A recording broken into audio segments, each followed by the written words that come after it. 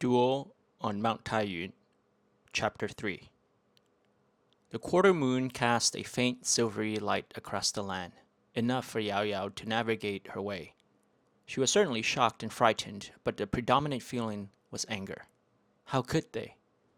Her thoughts were of vengeance, either now on this mountain, or later when she tells her father and Uncle Mao about these ruffians.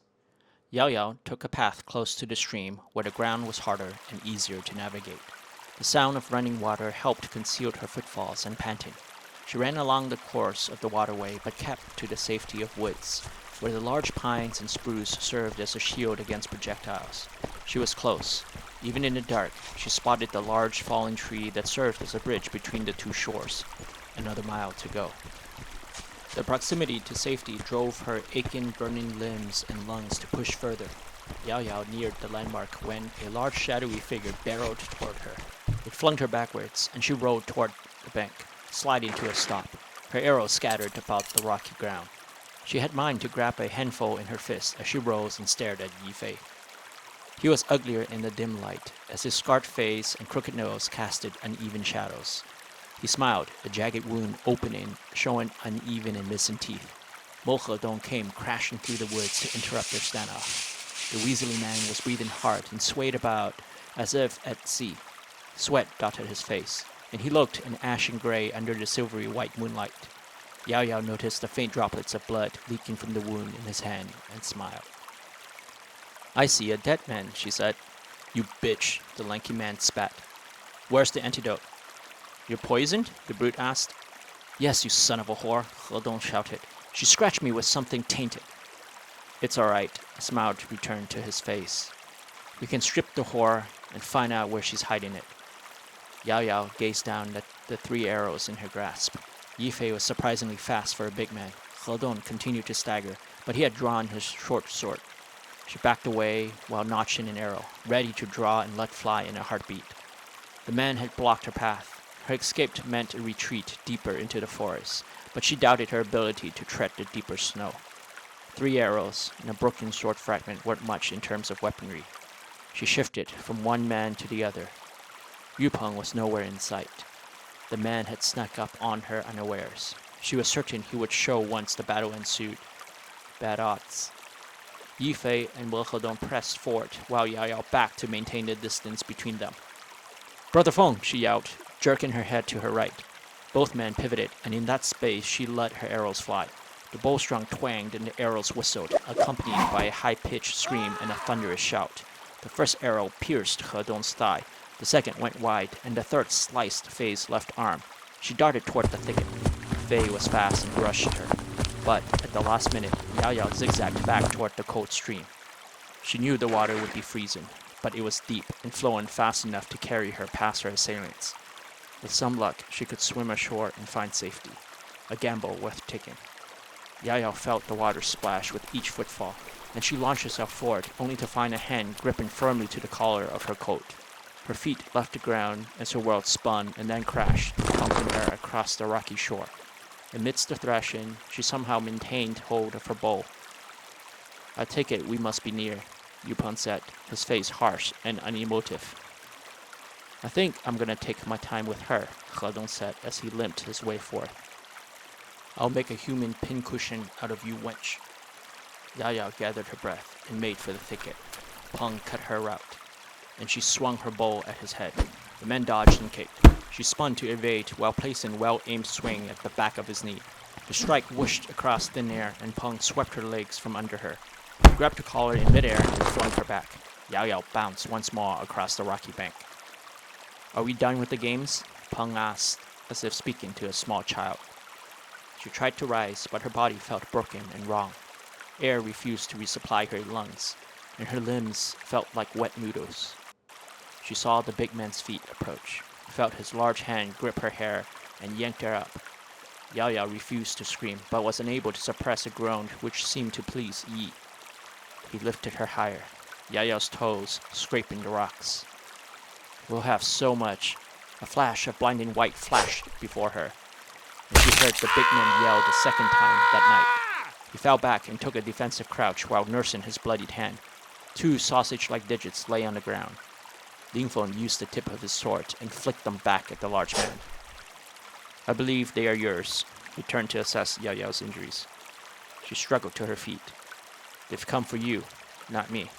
The words carried a bit more emotion than she would have liked. Ling Feng's eyes darted between the three men, but kept most of his attention on Yu Peng, the carver of Shandong. The block-faced man nodded slightly in acknowledgement and slowly drew a long dagger to pair with his broadsword. I'm not sure who the rest of you are, Ling Feng said, much to the chagrin of Fei Yi and Mo Hedong, whom he further insulted, and you look like you're not long of this world. The injured man staggered forward with nothing more than sound and fury. Ling Feng made a show of meeting him. Yu Peng moved to intercept, but in the last moment, the young swordsman pivoted and his sword whipped toward Yi Fei. The big man stumbled back as three more successive strikes fell, filling the night air with a shrill cry of metal against metal. As the big man sidestepped the next attack and readied himself for an offensive, Ling Feng was gone. His sword met Yu Peng's, letting out a series of frantic rings that sounded like the rapid jingling of ceremonial bells. Yaoyao found the bow and darted for the quiver of arrows scattered on the ground. The big man ignored her and joined Yu Peng to contain Ling Feng, leaving the hobbling Mo Hedong to contend with her. The man could barely move and looked much worse than before. He made a last attempt to thwart her. His short sword swiped air as his off-balance attack was easy to read and evade. She kicked at him. The man deflected the attack only to fall to his knee out of breath. His face grimaced in pain as he glanced at Yaoyao with arrows strung and drawn. You ho... She aimed for his head, but the arrow flew low and pierced his throat. Held on grass uselessly with hands at the gush of blood spilling forth, drowning him. Yaoyao spared no time on the dying ruffian as she returned to the fight between the three men. Despite being outnumbered, Ling Feng was a more intelligent fighter. He never allowed himself to be entangled and kept on the offensive, switching between Yu Peng and Yi Fei, forcing them to adjust and coordinate their attack and defense. If given more time to focus on a single opponent, Ling Feng would have overwhelmed his foe. That was the opportunity Yaoyao worked to effect. Yi Fei's bigger frame and slower movement made him the target of her aim. She knew once attention was drawn to her, her follow-up shots had to be quick or risk the attacker pursuing her. Her moment came when Ling Feng pivoted around the big man to evade his wild swing and launch himself against the smaller Yu Peng. The speed and power of his blows forced the slower and smaller man to retreat as he pressed on. The space that formed between Fei and the two combatants was only several feet, but that was enough for Yaoyao to let fly the first arrow. It went wide, but afforded the precious few heartbeats for Ling Feng to draw blood. She shot again, forcing the big man to roll further away. Fei's attention focused on her. Like a charging bull, he let out a loud, thunderous roar as he ran towards her. Yaoyao reached for her third arrow. When she looked up, the man was upon her, large, muscular hands swinging down the broadsword that would cleave her skull in two. Except, Ling Feng's blurry form crashed against the much larger man, sending the two tumbling. Ling Feng rode to his feet and was already up when Fei got to one knee. His sword came down like a bright flash of lightning, parting the big man's head from his body. Ling Feng's blade went up again and down, each to a successive series of clinks. When his sword stopped, the young swordsman glanced at the small spike projecting from his upper chest. You're dead, Yu Peng taunted, his face more relaxed seeing the downed Yi Fei and a wounded Ling Feng. And thanks for ridding the mindless oaf. I'm all the richer. Feng pulled the spike and tossed it back at the block-faced man. As Peng sidestepped, Feng was on him. The strokes were quicker and more vicious. The older, shorter man held his own for several moments before losing his broadsword. He parried a few more thrusts with his dagger, but soon he was covered in cuts. The attack had a toll on the injured Ling Feng, who took labored breaths after each blow. Peng threw his dagger at Feng and sprinted away.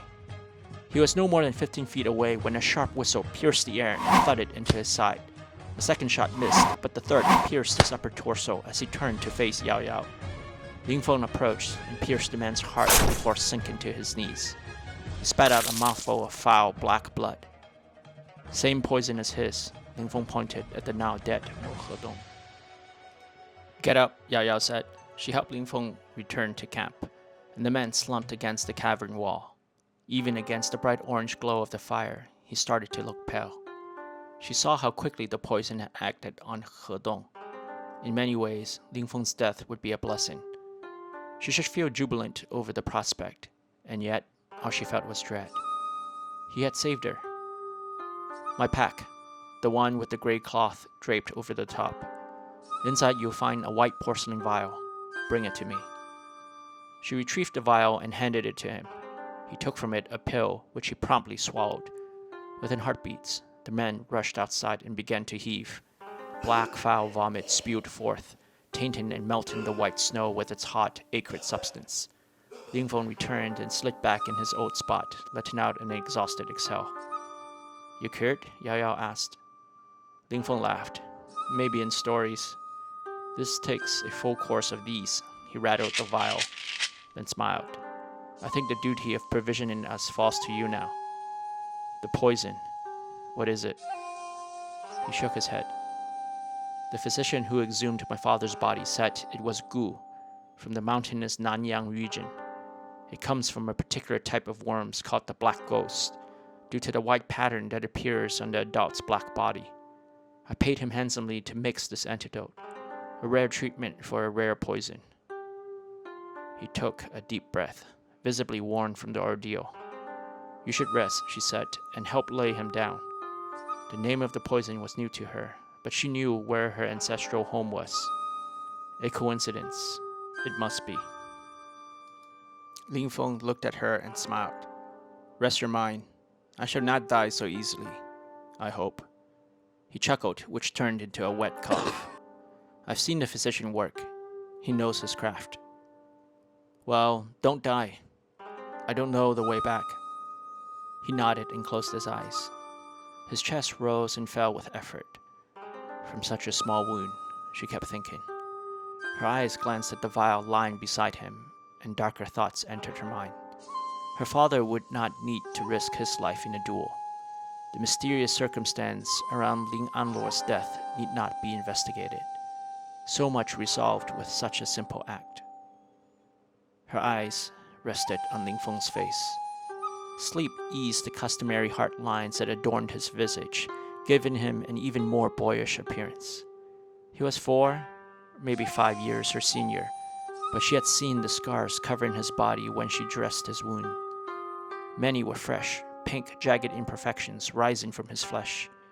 Had his life in recent years been one of suffering, tormented by vengeance and hunted by enemies? A misunderstanding would be sufficiently tragic, but what if... Should her family... Yaoyao shook away the thought and made up her mind. Ling Feng must live, and she must find answers before it was too late. Hey, you've made it to the end. If you like it so far, please subscribe and like. This lets me know I'm on the right path. And if you can't wait for the next installment of Duel on Mt Taiyuan, then head on over to Amazon and read the story in its entirety for free if you have Kindle Unlimited. Also, if you want to support me, please consider going to my Ko-fi and being a member. Have a great day.